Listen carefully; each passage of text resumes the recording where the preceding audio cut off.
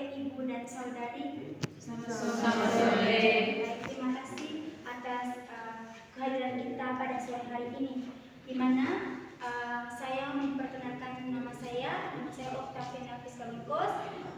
Ibu dan saudari bisa panggil saya Friska, dan saya mahasiswa semester 3 dari STIPA Santo Sigismund UT. Nah, Ibu dan saudari yang terkasih di dalam Kristus, pada pertemuan katekese kita pada hari ini kita mendalami tema katekese kita tentang pada hari ini, yaitu peran orang tua dalam membina pendidikan anak. Dalam tema ini kita diajak untuk memberikan dukungan kita sebagai orang tua kepada anak agar anak kita benar-benar menempuh pendidikannya yang benar, supaya anak benar-benar menjalani masa pendidikannya baik dari SD, SMP, SMA, bahkan sampai kepada perguruan tinggi. Baik, Ibu dan saudara dan saudari terkasih dalam Kristus, untuk mengawali katekese kita pada sore hari ini, marilah kita bersama-sama mengawalinya dengan lagu pembuka. Di dalam doamu kesebut namaku, di dalam harapmu kesebut namaku, di dalam segala namamu di hatimu. Tak dapat ku balas cintamu ayahku, takkan ku lupakan nasihatmu ibu. Hormati orang tua agar lanjut umurmu di bumi. Terima kasih ayah dan ibu, kasih sayangmu padaku, pengorbananmu meneteskan peluh untuk kebahagiaanku. Tuhan lindungi ayah ibuku, dalam doa ku berseru, tetes air matamu yang kau tabur dituai bahagia. Dalam nama Bapa Dan Bapa dan Anak dan Roh Kudus. Amin. Semoga Allah Bapa menghibur dan memelihara kita senantiasa tinggal bersama kita, sekarang dan selama-lamanya. Bapa yang Maha Belas Kasih, kami mengucap syukur atas karunia-Mu yang telah menghibur kami di sini menjadi persekutuan umat Allah. Berkatilah kami dalam kegiatan katekese ini, sehingga kami semakin memahami makna peran orang tua dalam membina pendidikan anak, sehingga kami sebagai anak benar-benar mengikuti pendidikan dengan semestinya, agar usaha dari kedua orang tua kami tidak sia-sia dan kami bisa membuktikan untuk kerja keras mereka dengan menempuh pendidikan yang baik. Demi Yesus Kristus, Tuhan dan pengantara kami. Amin. Baik, Ibu dan saudari, di sini saya menceritakan pengalaman berkaitan situasi konflik. Nah, di sini saya ceritanya itu berjudul Anakku Kuliah Padahal Tidak Kuliah. Di sebuah keluarga yang sederhana dan miskin, terdiri dari ayah, ibu, dan anak. Keluarga tersebut adalah tak lain bernama keluarga Bapak Kristalis dan Ibu Rice, dan anak mereka bernama Rati. Nah, Rati ini sudah kuliah semester 5. Pada suatu hari, Rati menempuh kuliah,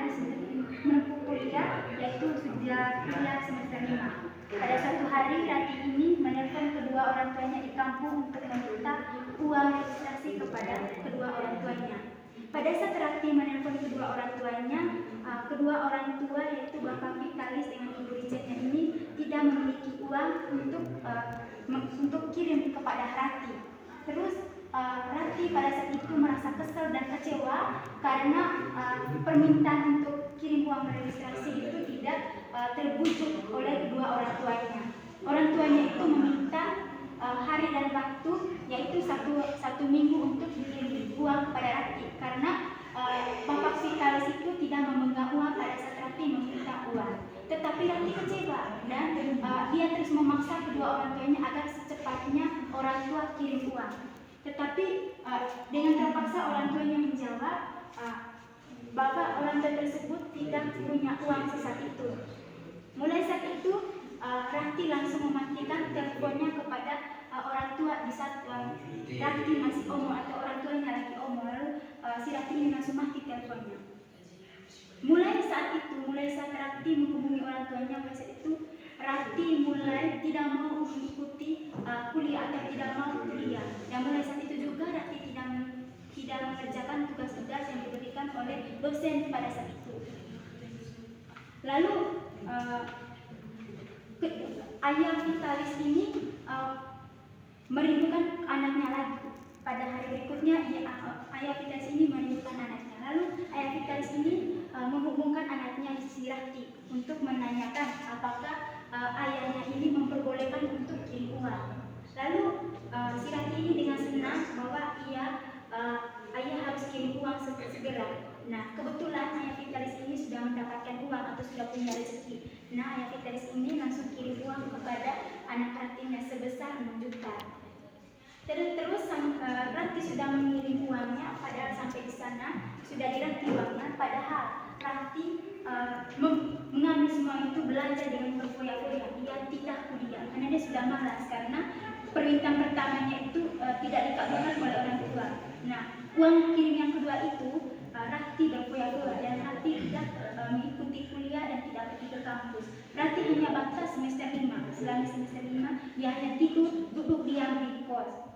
Nah, terus sudah Rati terima uangnya berfoya-foya. Terus orang tuanya tidak menghubungi si Rati lagi. Rati menggunakan uang itu berfoya-foya. Dan hari berikutnya orang tua telepon lagi karena ada kabar bahwa teman-teman Rati pada wisuda semuanya. Tinggal Rati yang tidak wisuda. Dan orang tuanya menelpon si Rati menanyakan Rati kapan wisuda. Tetapi Rati tidak menjawab, hanya jawaban begini, tunggu saja Bapak, nanti saya akan wisuda. Tetapi namanya ayah tuh karena usaha orang tua kita kan susah payah mengirim kita uang, berusaha payah kerja keras, dia pun tidak ada uang, berusaha supaya ada uang. Terus ayahnya ini merasa kecewa dan kesal. Lalu ibunya ini bilang telepon, nah ini kamu yang kuliah. Memang hati seorang ibu yang terlalu sabar. Memang di mana-mana ibu kita terlalu sabar untuk menghadapi situasi kita atau keadaan kita. Lalu ayahnya ini langsung mematikan telepon karena emosi dari jawaban si Rati bahwa tunggu saja. Lalu tidak merasa puas, lalu ayahnya si Rati ini menelpon teman dekat Rati, lalu menanya apakah benar Rati akan diwisudakan atau akan diwisudakan. Lalu teman dekatnya si Rati ini menjawab Rati kuliah batas semester 5. Memang dengan kata itu ayah Vitalis ini merasa kecewa karena usahanya dihadapi oleh anaknya sendiri. Lalu setelah mematikan telepon dengan teman Rati ini, langsung ayah Vitalis menghubungkan langsung Rati menanyakan apa benar dia tidak kuliah. Padahal benar Rati tidak kuliah. Padahal selama itu Rati sudah diberi uang banyak oleh kedua orang tuanya. Lalu si Rati ini diminta oleh kedua orang tuanya, Bapak Vitalis dan Ibu Rice, untuk pulang ke kampus dan tidak usah tinggal di kos, bantu mereka di kampung. Nah, Rati pun pulang ke kampung dengan bawa kekosongan tanpa membawa bekal pendidikan, hanya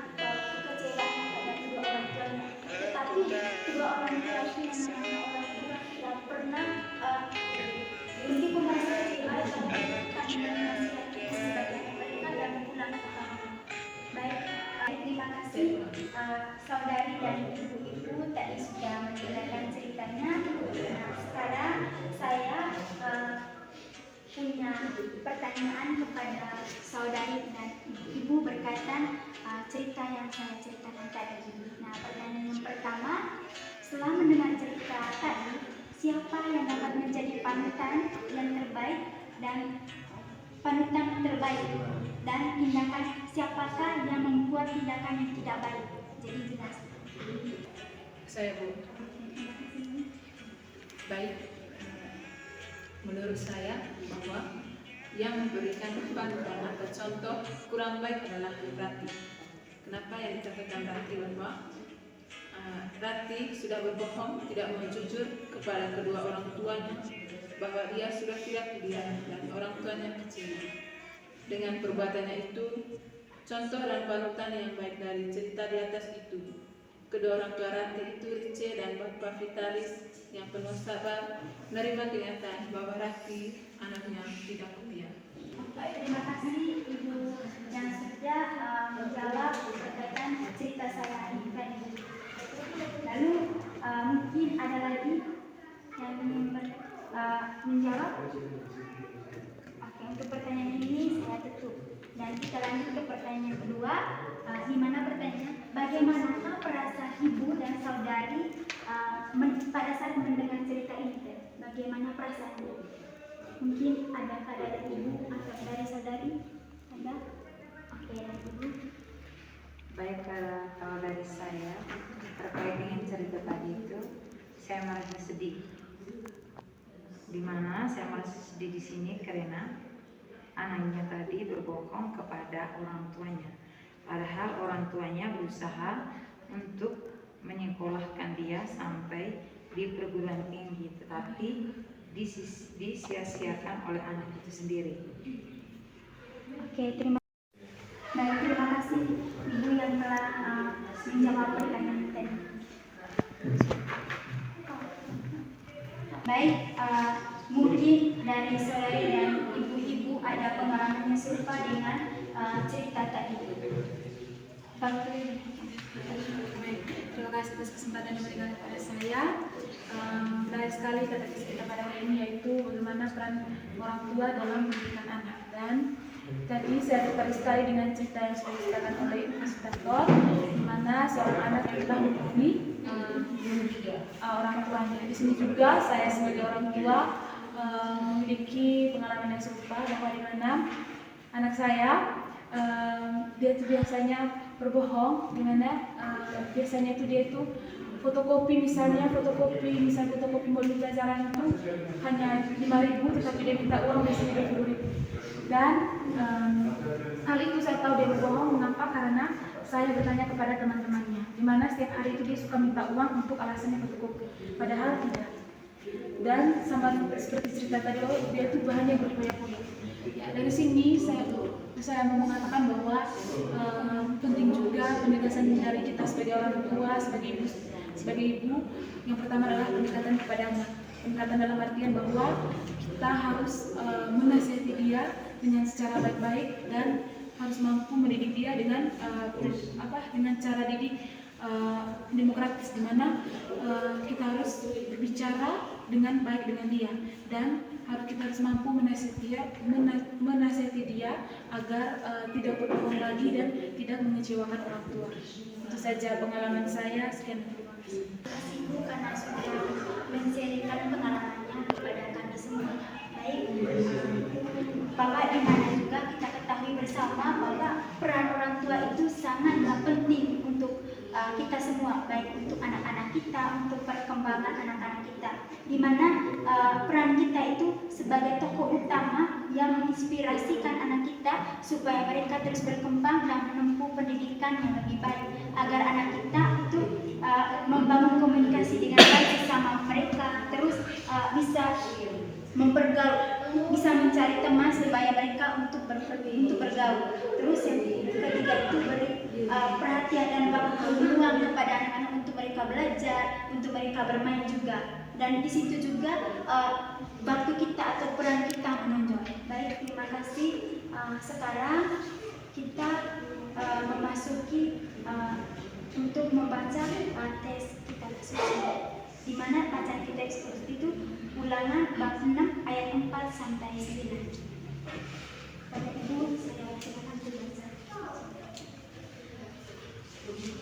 Bacaan dari kitab Ulangan.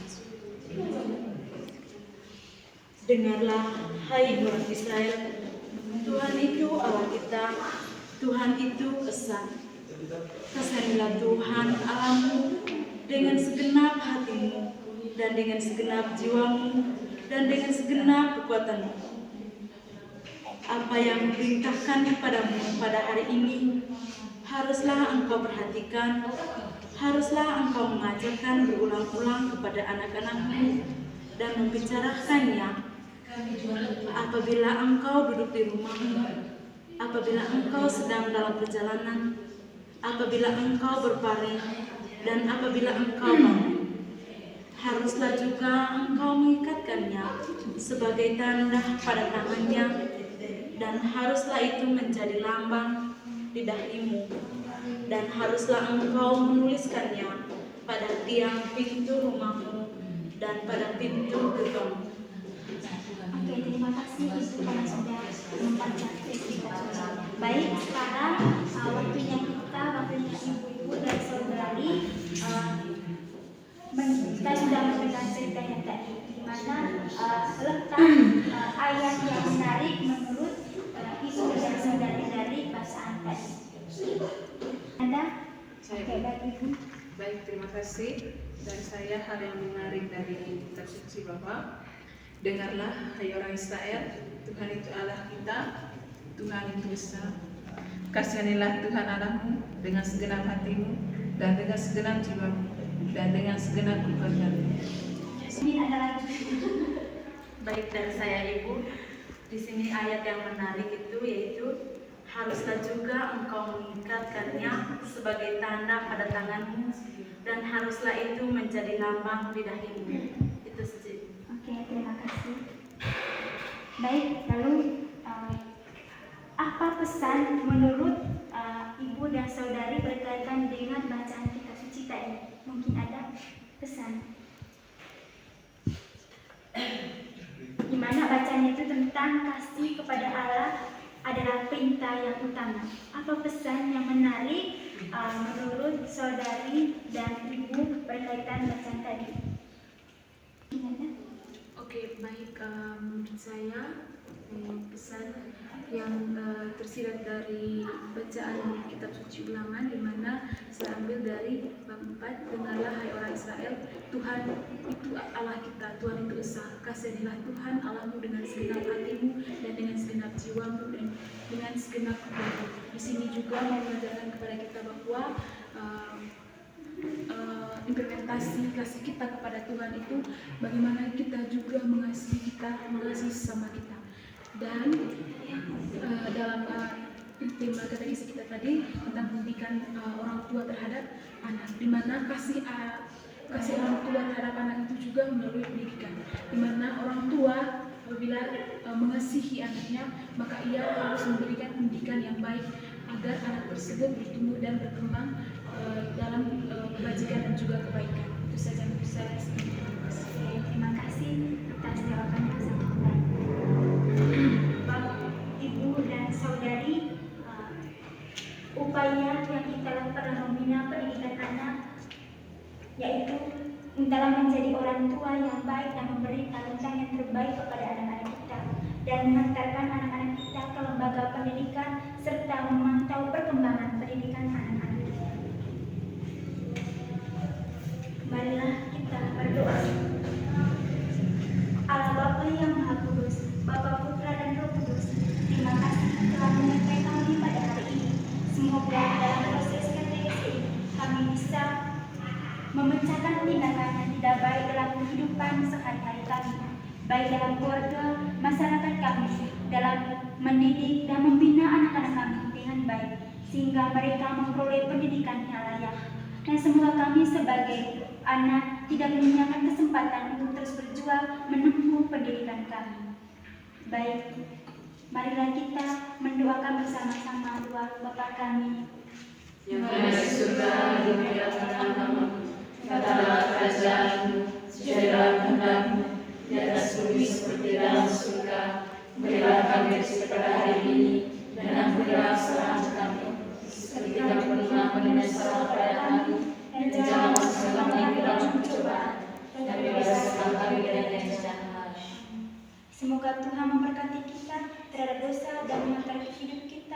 hidup yang kekal.